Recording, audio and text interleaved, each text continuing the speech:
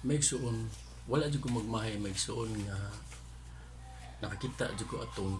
debate sa YouTube nga sa tuig 2016 nga giuluhan to Armageddon with Tigbakay diha sa debate sa plaza sa Independensya. Nga naagi usa ka debatidor nga gibase nga naglibro nga ingon gyud siya nga ang kinadman dunay standard basis nya ang gipasabot usa ka basihanan dawaton sa tanan. Nya nakaingon jud og magsuon nga tinuod gini magsuon nya iya pa jud ni gidungagan pagpasabot nga ingon pa gyud siya nga kung dili ka kamao mo rason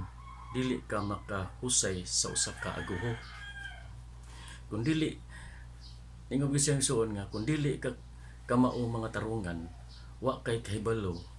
dili ka makahatag og ebidensya. Nindot jud gani magsuon nya naa jud koy ikahatag nyo nga ebidensya nga ang mga traditionalists nagsubay gyud sa standard basis. Kay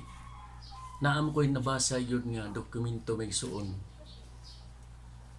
nga gikan Diyos Mysterium dugmay gini magsuon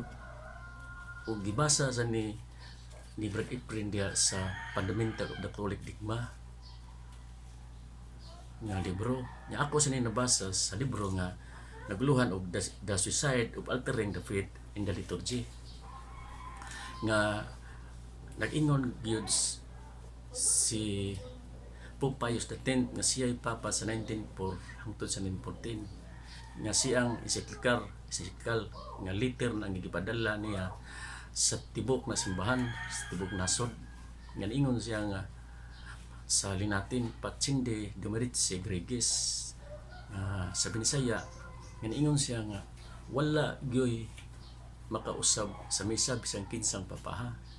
Nya ako gining gipalawman magsuon og tuon kay kinigong pagtuon nato igsuon sa mga tuluan sa simbahan, sa Biblia, sa mga dokumento dili ni nato i-specific pagsabot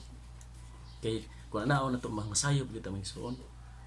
Nya ako gining gipalawman may pagtuon nganong di ko sa misa. Sa tanto na kung pagtuon magsuon akong nakita nga ang simbahan sama sa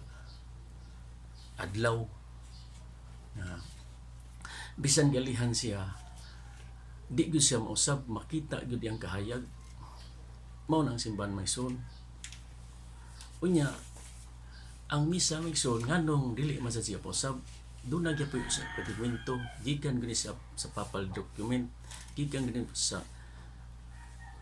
dokumento sa magisterium nga mabasa gyapon sa nga mao nga libro nga akong gisulti ganina sa notebook 1. Niingon yun si Pope Paul VI,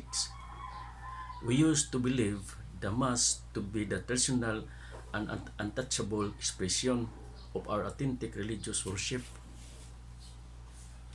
Ako gining gipalawman ning untouchable man. Unsa gibuot ipasabot aning suon.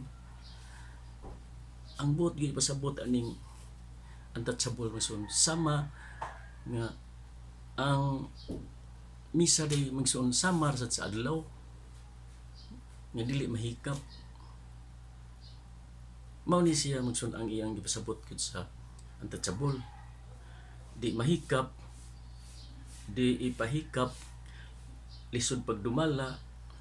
lisod dumalaon di madumala di maabot madaot sa hikap usay gayon nga hikapon di atong makita may sun maura gyud sa adlaw ang misa mao na ebidensya magsuon nga dili gyud pwede usbon ang misa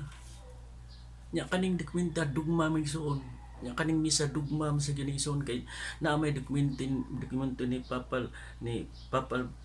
sa dokumento nga Papal Bull Cuprimum naguluhan mao ni ang guluhan sa 1570 nga ingon man gyud nga the traditional formula is clearly an expression of the Catholic dogma of the faith. Mao na magsuon dili gyud pwede mausab ang misa dili sad pwede ilisan ang simbahan o ilisan og mga bag-ong katikismo, ilisan og mga kanunlo, kay na bang to intak na daan may suon. Mo nay klaro og ebidensya og prueba gyud may suon nga kana rong bag-o nga gitukod nga simbahan nga ang misa, ang pare gipatubang la misa inbalido gina magsuon nya napagidugang prueba na ang suon kanang ilang libro sa misa magsuon wala gyud na siya silyo gikan sa papa nya si Pope Pius IV atong 1559 ningon gyud siya nga focus gyud sa validity mo na magsuon klaro gyud nga kanang bagong simbahan ron gitukod sumala ni ingon ni Saint Catherine Emirates kay kana na bang gisulti sa mga santos usa na sa dokumento gyapon siya sa masteryum ngan ingon gyud siya si Saint Emirates siyang bisyon siyang pananaon nga dunay duha ka simbahan ron Katoliko tinuod nga simbahan o dili nga tinuod nga simbahan mao nang misa nga pare nagatubang sa misa mao nay dili tinuod nga simbahan sa protestante na siya nga misa kay ang utor ana katunang gikan sa Sikan Biting Council si Bishop Anibali Bugnoy ni nga ang ilang yung tumong i-destroy yun nila ang simbahan ang misa giingon gina ngari nila ni migsuon ni Michael Michael Davis the notorious concilium which destroyed the Roman Rite pagpuo sa misa nga karaan tinuod na ison ato na makita ebidensya na amgid na ebidensya nga atong simbahan rowan amang gyud ang katong traditional Latin Mass katong Roman Rite nya ningon sa gyud si Bishop nini kay siya may usa ka dako ani sa Second Vatican Council ningon gyud siya mismo sa nini nga he is systematical intention to destroy the liturgy. Ang ilang yung tumong yung magsuod nga paggunob yun o pagpukan o paglumpag sa misa. Mao na may igsuon nga magkabahin-bahin yun ang simbahan ang mga katawhan ug ang misa magkabahin-bahin mahimo nang duha ka misa. Klaro ba ni son ebidensya gyud na manusuon